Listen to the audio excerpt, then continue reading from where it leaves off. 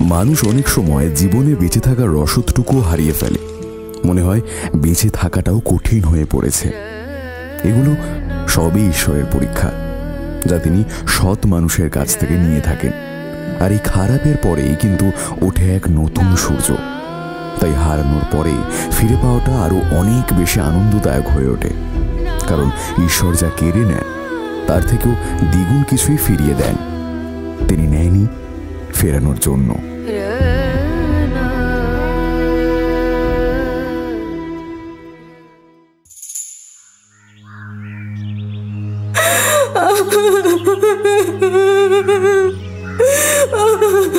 বাবা, ও বাবা, কথা বলতে কষ্ট হচ্ছে তোমার?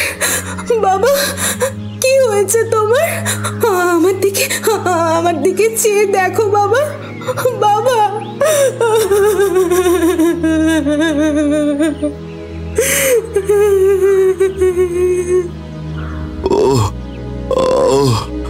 বুকে বড় কষ্ট রে মা, বড় কষ্ট। মা মরা মেয়েটাকে আমি কারুর হাতে সঁপে দিয়ে যেতেও পারলাম না। আমার যাবার সময় হয়ে এসেছে রে মা, হয়ে এসেছে। না না বাবা, এ হতে পারে না, কিছুতেই না।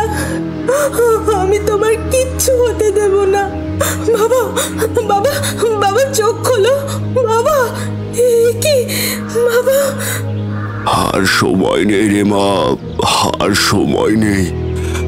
আমি তোকে আশীর্বাদ করলাম, তুই একদিন অনেক বড় হবি। নিজের খেয়াল রাখিস মা, নিজের খেয়াল রাখিস।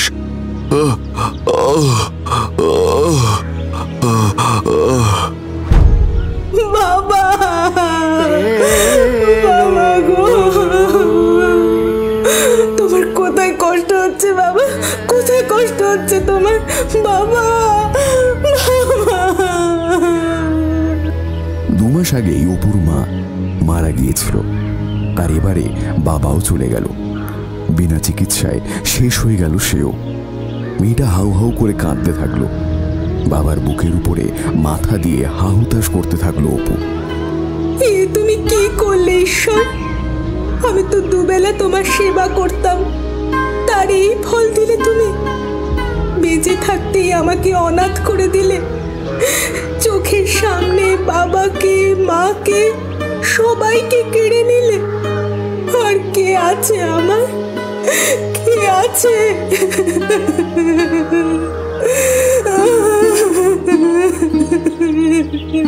অঝরে কাঁদতে থাকলো অপু। এমন সময় 2জন লোক ঘরে ঢুকে এলেন। কি সর্বনাশ হলো রে অপু? হ্যাঁ জ্যাঠা, আমি অনেক চেষ্টা করেছিলাম বাবাকে বাঁচানোর, কিন্তু শেষ রক্ষা হলো না। আমার সেই সামর্থ্য নেই যে শহরে নিয়ে গিয়ে বাবার চিকিৎসা করাতে পারতাম। আমার আর কেউ নেই গো জ্যাঠা, তুমি আর কাকা ছাড়া আমার আর কে আছে বলো? না না বাপু, জোয়ান মেয়েকে আমরা ঘরে রাখতে পারবো না। তারপর আজকাল যা দিনকাল, তুমি কি করতে কি করে বসবে, তারপর আবার আমাদের মান সম্মান ডোবাবে। ওই সময় অপুর কাকিমাও ঘরে ঢুকে এলেন। হ্যাঁ, একদম ঠিক কথাই বলেছ। কোথায় কি করে বসবে, জোয়ান মেয়েদের একেবারে ভরসা নেই বাপু। তারপরে আমাদের মেয়ে আবার রূপবতী। গরিবের ঘরে কি করতে যে এত রূপ নিয়ে জন্মেছিল, কোনো কাজেই তো এলো না। এরপরে তো ঘরে ঘরে কাজ করে খেতে হবে। কাকিমা, এভাবে বলো না তোমরা, দোহাই তোমাদের। আমি তোমাদের কাছেই থাকতে চাই। না হয় দুবেলা আমি কাজ করেই খাবো। দয়া করে আমাকে এভাবে তাড়িয়ে দিও না। আমরা সবাই জানতাম, তাই কালে কালে তোর বাবাকে দিয়ে এই দলিলে সই করিয়ে রেখেছিলাম। জানতামই যে এই লোকটা আজ নয় কাল মরবে, আজ সম্পত্তি আমাদের ভাগেই আসবে, তাই ব্যবস্থাটা আগেই করেছিলাম। জ্যাঠা, তার মানে আমাদের যা কিছু ছিল তা তোমরা বাবাকে বোকা বানিয়ে সবটা হড়প করে নিয়েছিলে? ছি ছি কাকা, তোমাদের না বাবা নিজের থেকেও বেশি ভালোবাসতো? তোমাদের জন্য যে নিজের প্রাণটাও দিতে পারতো। ভালোই তো হয়েছে, যা বলেছিল তেমনটাই তো করে গেছে, প্রাণ দিয়ে গেছে তো। কিন্তু ওর প্রাণের দায় এবারে তোকে আমাদের ঘাড়ে বোঝা করে চাপিয়ে দিয়ে গেছে, কিন্তু সেটা তো হতে দেব না আমি। এই, ওকে আজই বিদায় করো তো। কাকিমা, কাকিমা, আমি তোমার দুটো পায়ে পড়ি কাকিমা, আমাকে দয়া করে বাড়ি থেকে তাড়িয়ে দিও না, দোহাই তোমাদের, তাড়িয়ে দিও না তোমরা।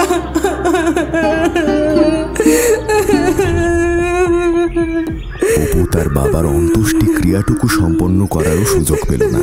তার আগেই ওরা অপুকে বাড়ি থেকে বার করে দিল।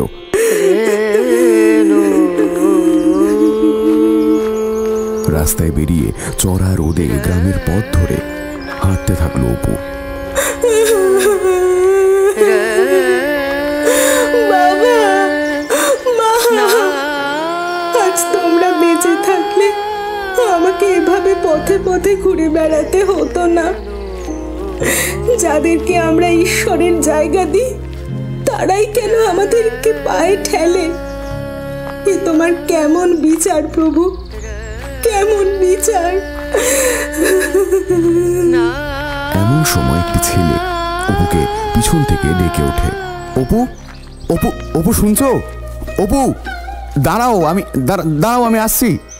চোখের জলটা মুছে পিছনের দিকে ফিরে তাকায় অপু, দেখে নবীন এসে দাঁড়িয়েছে।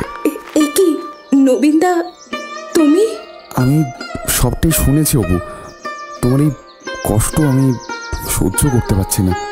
আমার কোনো সাহায্য বা দয়ার প্রয়োজন নেই নবীনদা, কপালে যা আছে তাই হবে। না অপু, আমি থাকতে এভাবে তোমাকে কষ্ট পেতে দেখতে পারবো না। এই নাও, এটা ধরো।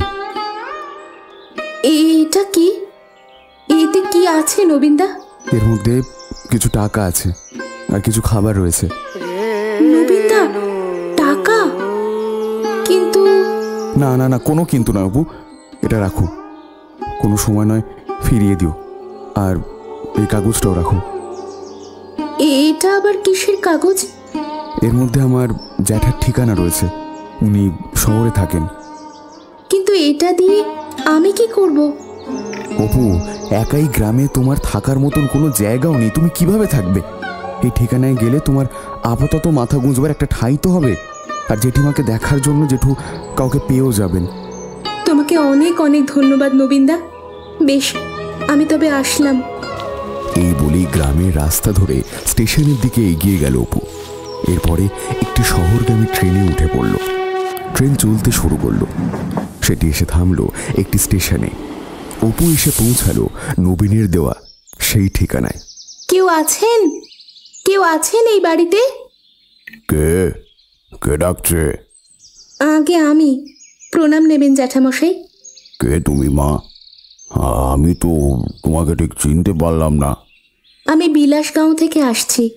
নবীনদা আমাকে এই ঠিকানাটা দিয়ে বললেন এখানে কাজের জন্য আসতে। ও, বুঝেছি বুঝেছি, এসো এসো মা, ভেতরে এসো। ঘরে ঢুকে একটি চেয়ারে বসলো অপু। তা তোমার নাম কি মা? আগে আমার নাম অপু। ও আচ্ছা, আশা করি নবীন তোমার সব বলেছে। এখানে কাজ করতে কোনো সমস্যা হবে না তো তোমার মা? না না জ্যাঠামশাই, কোনো সমস্যা হবে না। ও আচ্ছা, তা বেশ। তা তোমার বাড়িতে কে কে আছেন? সদ্য বাবা মাকে হারিয়েছি। জীবনে অনেক স্বপ্ন ছিল নিজের পায়ে দাঁড়ানোর, কিন্তু দেখুন ভগবানের কি পরিহাস। আজ আমার কাছে না আছে আমার মা বাবা, আর না আছে নিজের ঘর বাড়ি। বাবার মৃত্যুর আগে আমার কাকা জ্যাঠারা বাবাকে ভুল বুঝিয়ে সব সম্পত্তি হাতিয়ে নিয়েছে। সব স্বপ্ন কেমনভাবে মুছে গেল। চোখ মুছো মা, চোখ মুছো, এভাবে কষ্ট পেও না। আমি তোমার অবস্থার কথা শুনে সত্যি খুব বিমর্ষ হয়ে পড়েছি। তুমি পড়াশোনা করতে চাও মা, এ তো খুবই ভালো কথা। আমি নয় তোমাকে পড়াশোনা করাবো, আর রইল বাকি কাজের ব্যাপারটা, সেটা করতে হবে না। আমি নয় অন্য কাউকে কাজের জন্য খুঁজে নেব। না না জ্যাঠামশাই, আজ যদি আমার বাবা মা বেঁচে থাকতেন আমি কি তাদের দেখাশোনা করতাম না? আমি ঈশ্বরকে দেখিনি, কিন্তু আজ মনে হচ্ছে আমি যেন নিজের চোখের সামনেই তাকে দেখছি। না মা, না মা, এমনটা নয়। আমাদের কোনো সন্তান নেই আসলে। নবীনকে আমরা আমাদের ছেলের চোখেই দেখি, আর আজ থেকে তুমি হলে আমাদের মেয়ে। তাই এই বাড়িতে থেকেই তুমি পড়াশোনা করবে। আমি তোমাকে সরকারি চাকরির জন্য পড়াবো। আমি নিজেও সরকারি চাকরি করতাম, কিন্তু এখন অবসর নিয়েছি। নিলয় জ্যাঠা অপুকে পড়াশোনা করাতে থাকলেন। সে সঙ্গে অপু মন দিয়ে পড়াশোনার পাশাপাশি জেঠির সেবা শুশ্রূষাও করতে লাগলো। কয়েকদিনের মধ্যেই জেঠি সুস্থ হয়ে গেলেন, আর অপুও পড়ালেখা করে একটি বড় কলেজে প্রফেসরের পদে চাকরি পেয়ে গেল।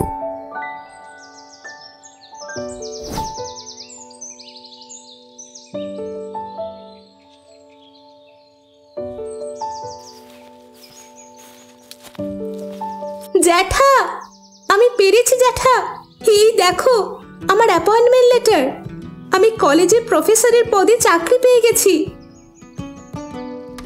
এই দীর্ঘ 6 বছর যে কিভাবে কেটে গেল সেটাই আন্দাজ করতে পারলাম না। মনে হলো এই যেন সেদিনকার কথা। ঈশ্বর মুখ তুলে তাকিয়েছেন। তোমার এতদিনের পরিশ্রম সার্থক হয়েছে মা। অপুর আনন্দের সীমা রইল না। এতকালের পরিশ্রম তাকে সাফল্যের মুখ দেখালো। এতদিন ধরে অপু ও নবীনের মধ্যে চিঠির মারফতই সব যোগাযোগ হতো, কিন্তু এত বছরের মধ্যে নবীন একবারও শহরে এসে অপুর সাথে সাক্ষাৎ করেনি। তবে হঠাৎ করেই এই দীর্ঘ 6 বছর বাদে সে জ্যাঠার ভিটেতে এসে হাজির হলো। জ্যাঠা, জ্যাঠা আসবো? আরে নবীন রে, এসো এসো। এতকাল তুমি এখানে একবারের জন্য আসুনি কেন বাবা? নবীনদা, তুমি?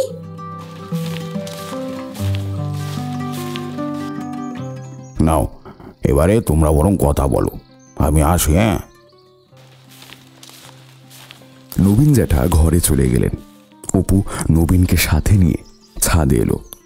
তুমি এতকাল এখানে আমার সঙ্গে একবারের জন্য দেখা করতে আসোনি কেন নবীনদা? আসিনি, আসলে ভেবেছিলাম আমি এলে যদি তোমার পড়াশোনায় কোনো বাধা পড়ে, সেই কারণে। তোমার পড়াশোনা কেমন চলছে অপু? পড়াশুনো করতে সাহায্য করেছেন জ্যাঠা স্বয়ং। আজকে আমি চাকরিও পেয়ে গিয়েছি তোমাদের কৃপায়। একটা কলেজে প্রফেসরের চাকরি পেয়েছি। এখন আর কোনো চিন্তা নেই। আমি যে একেবারে তোমার থেকে দূরে থেকেছি এমনটা কিন্তু নয় অপু। তোমার সব চিঠি আজও আমার কাছে যত্ন করে রাখা রয়েছে। আমি তোমাকেও প্রতিটি চিঠির উত্তরও দিতাম। আমারও মনে আছে নবীনদা। একটা কথা জিজ্ঞাসা করব? বলো না, কি কথা? তুমি এখনো বিয়ে করনি কেন? আসলে আমি একজনকে ভালোবাসি, কিন্তু কোনোদিনও বলতে পারিনি। তুমিও তো বিয়ে করোনি। হ্যাঁ, মানে আসলে আমিও একজনকে খুব ভালোবাসি। আমারও সাহস হয়ে ওঠেনি তাকে বলার। তাছাড়া পরিস্থিতিও ছিল না। সঠিক সময়ের আগে কিছুই হয় না। কে সেই মানুষটা? আমি কি চিনি তাকে? হ্যাঁ, চেনো তো, খুব ভালো করেই চেনো। অপুর চোখের দিকে তাকাতেই সবটা বুঝতে পেরে যায় নবীন। তার চোখের ইশারাটি যে তাকে লক্ষ্য করেই, সেটি বুঝতে বাকি থাকে না নবীনের। ঈশ্বর এভাবেই তাদের দুজনকে মিলিয়ে দেন, আর এরপরে সুখে শান্তিতে জীবন কাটাতে থাকে তারা। আজ রবি ঠাকুরের সেই কথাটা খুব মনে পড়ছে। নয়ন তোমারে পাই না দেখিতে, রয়েছ নয়নে নয়নে। হৃদয় তোমারে পাই না জানিতে, হৃদয়ে রয়েছ গোপনে।